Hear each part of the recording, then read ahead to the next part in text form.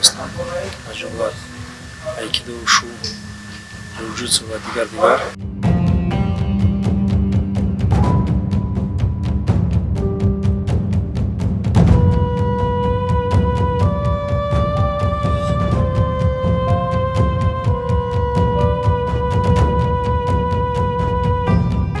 بزرگ بودن که می اومدیم و اینی که از یک طرف شغل فکری زندگی بود، از یک طرف دیدم معاش، اینی که باید یک طرفش جدا کنیم.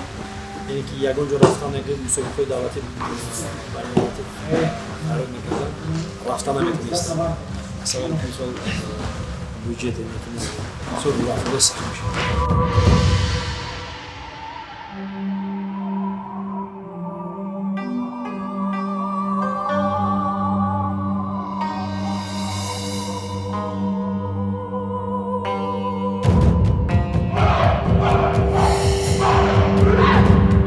وقتی سخت بودم چیز بسته شده هستم.